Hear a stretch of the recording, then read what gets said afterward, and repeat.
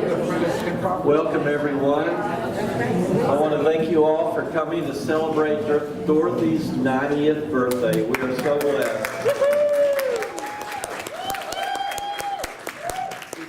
So, I wanted to introduce Mother's kids. I'm Kevin.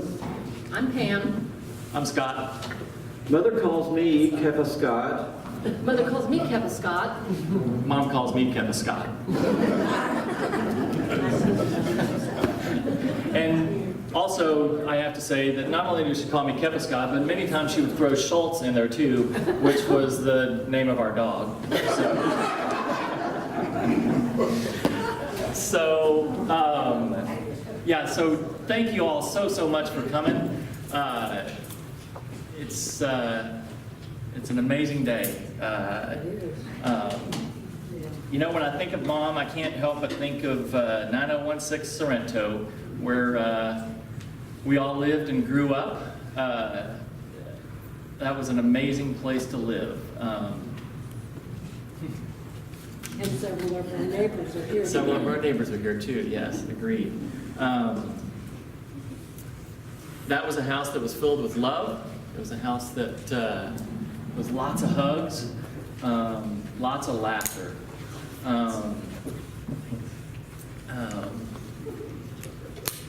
Lots of good cooking.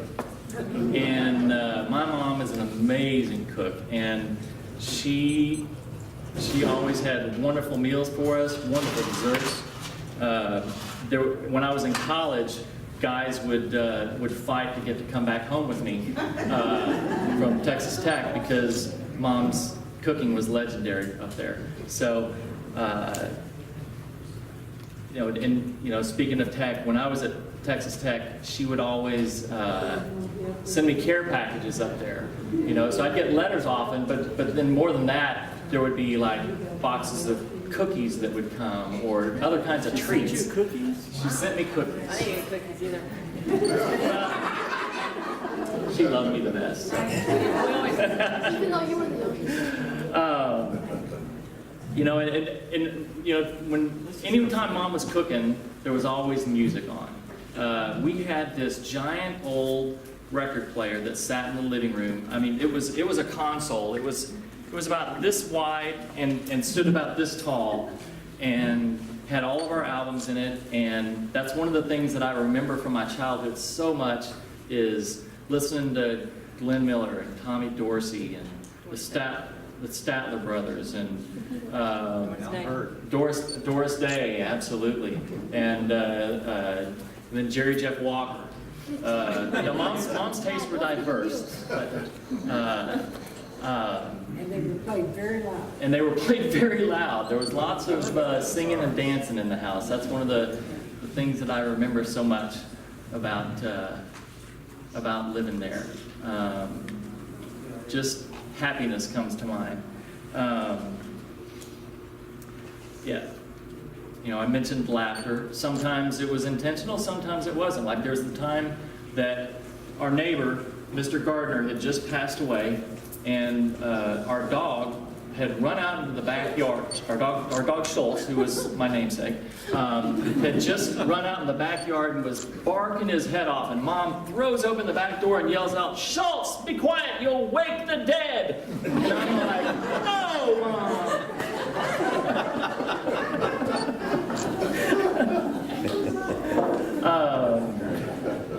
My other memories I have with Mom are going on trips. One of my favorites is when I was probably about 10.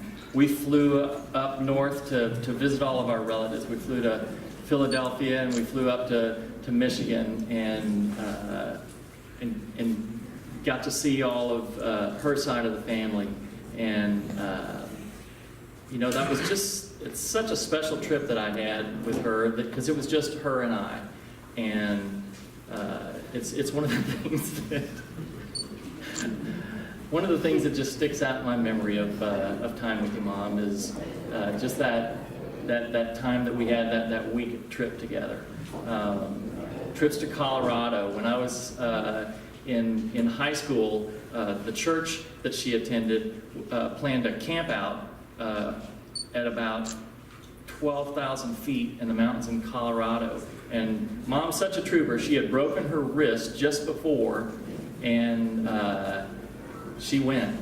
And that was one heck of a trip. We took a bus ride up. The bus broke down about an hour into the trip, and we spent 4 hours in Rome, Texas.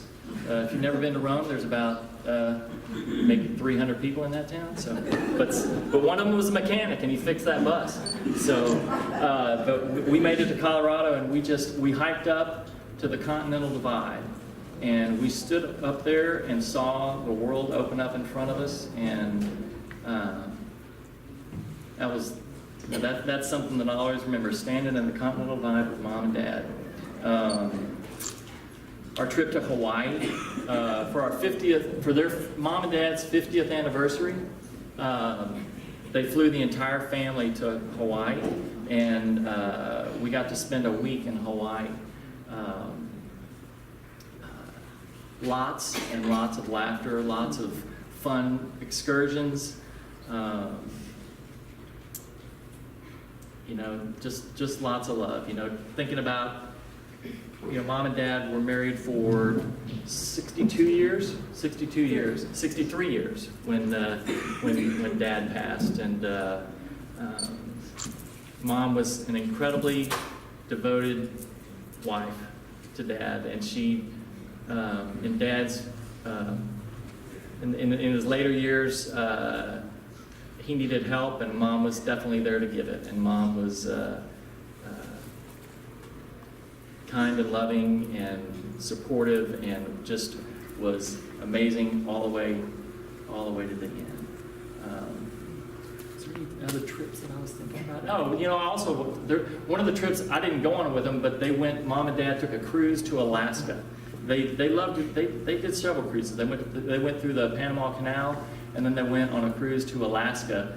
And at my urging, reluctantly, Mom got on a helicopter and flew to a glacier, and got to go stand on a glacier. And she says she enjoyed it. I don't think she was. I don't think she was enjoying it until she had actually had it. She pretty much let me know that this was not really what she wanted to do.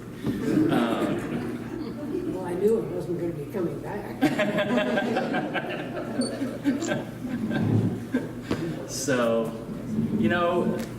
just the thing that sticks out in my memory the most is just the love that permeated Sorento and our home, and so much of that is just Mom and who she is, and I can't say how I love you enough, Mom. And so happy birthday. Thank you.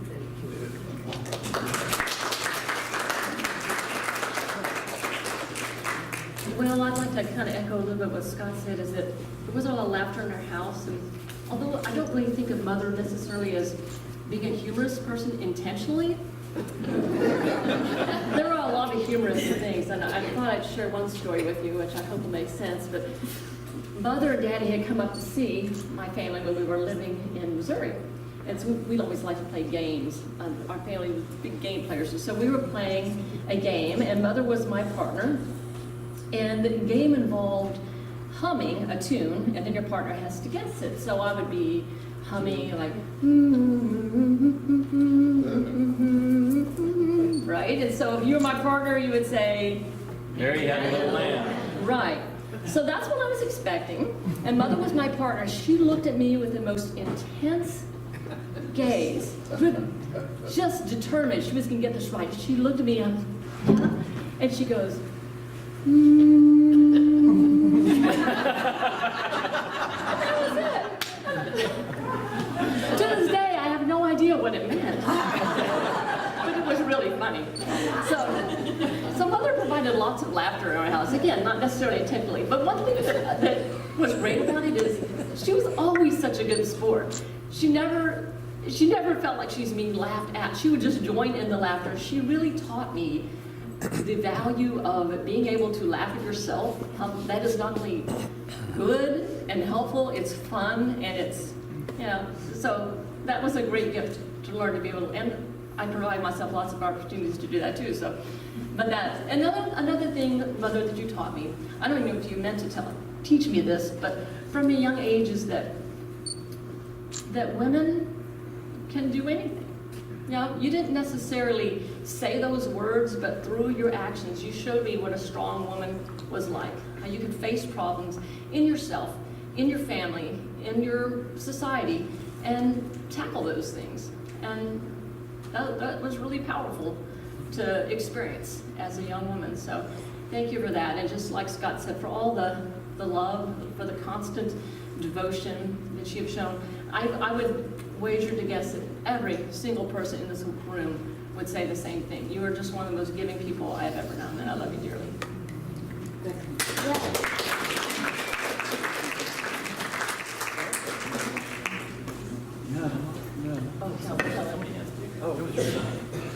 Okay, there's one story we have to tell. Mother, this is a short. We were all gathered around the table, and someone started choking. And so someone got up and tried to help. The mother was concerned about this, so she said, "Give him the hemlock! Give him the hemlock!" Not choking him fast enough. Poison him. So that was That's an arsenic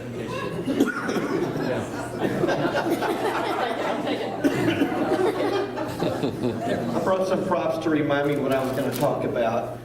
Scott mentioned Mom's cooking. I always thought Mom's cooking was okay until I got to college and went home with friends, and I was like, "That's your dinner?" Wow. My mom cooked the most amazing meals. We had this huge variety of meals every day of the week, and I thought all moms cooked like that, and I was wrong. I was really gifted with an amazing mother who cooked amazing meals. And baking, oh my God. That's where I learned to bake, was from my mom. I love to bake, and I can't possibly thank her enough for all the amazing cakes and pies and things that she made, not just for special occasions, but just for no reason in the middle of the week. How many puzzles did we put together, Mother, through the years? I mean, hundreds of them. We spent so many hours putting together puzzles. One of my favorite memories of Mom is arts and crafts. We would have arts and crafts night, and she would pull out some fuzzy pipe cleaners or macaroni.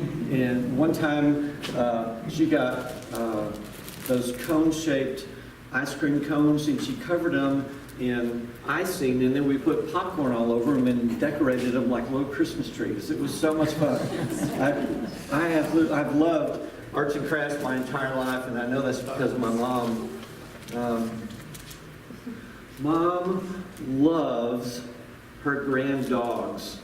She may forget her kids sometimes, but she would never forget her grand dogs. She always has gifts for her grand dogs every year. I brought some Play-Doh to remind me of how much she likes to just play. We used to play games all the time, card games for hours, or table games, you name it. Writing. You know, we didn't grow up close to any of our relatives, but I always knew what was going on in everybody's life because of Mom, because she constantly wrote letters to everybody in the family, and so Mother would keep us up to date on that. I'm embarrassed to say that I did not pick up on that ability to write very often, but oh well. Sewing. Mother made so many things. She made some things that she even sold. Made the most adorable bibs. She was an amazing knitter. She knit stockings for all of us, all of our cousins, our kids, you name it. I don't know how many other people she's made stockings for. Stockings. Christmas stockings, yes. Licorice. Oh my God, this is for you, Mother. I think Mother and I are the only ones in the family that like black licorice, but I sure do. One of the other things that I got from my mom was the ability to arrange flowers. Mom, years ago, she used to win contests for her flower arranging. And that's something I have enjoyed doing my entire life. So I thank you for that, Mother, and I gifted you with all of these flowers on the table today. So, You got the piano in there? I don't have the piano in there, but thank you for that. Mother gifted all three of us with piano lessons when we were kids. Scott, you should hear him play. Wow. Pam took a little bit longer. I think I took lessons the longest, and I think I'm the only one that plays at all, and I've really learned to love the piano. But one of my best memories is hearing Mom play the piano. Oh my God, love the sound of that. It's a really sweet memory. There was another story I was going to tell. I don't know what it was. Oh well. Yeah. So at this time, we need to light the candles on the cake, and Birthday girl over there? why don't we just take the cake to her? What about the grandma's kids? Oh, she did? Say I made my cake. I'm Aiden, and Francis. I'm her grandson. She's one of a kind. Like, even though I've been in her life almost 12 years, it's just like, she's so amazing. It's just like, I've seen her go out of the house and into here, and I've seen her like tell all these stories, and it's just really cool. You're great grandma.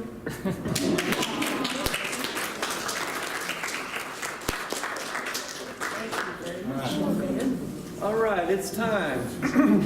Happy birthday to you. Happy birthday to you. Happy birthday, dear Dorothy. Happy birthday to you. And many more.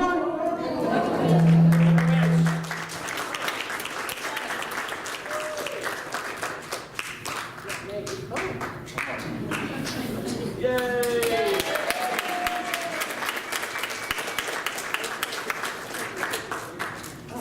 Do you want to say anything, Mother? Thank you all for coming, and thank you, my three children, for their words that choked me up. Anyhow, thank you. This certainly is a birthday to remember, and I thank all of you again. Thank you, and you kids.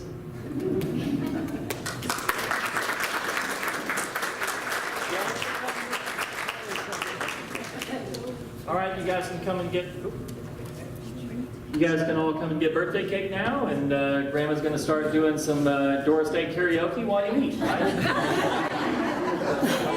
Dad, Oh, we'll serve. We'll serve. Oh, okay. We'll serve.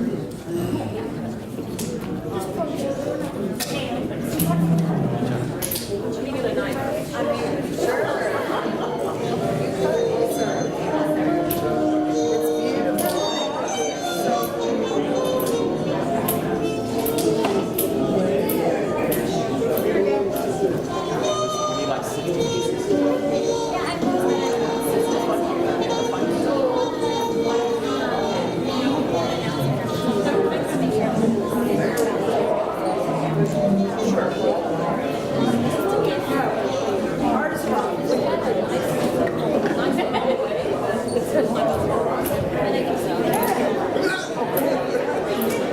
Sure.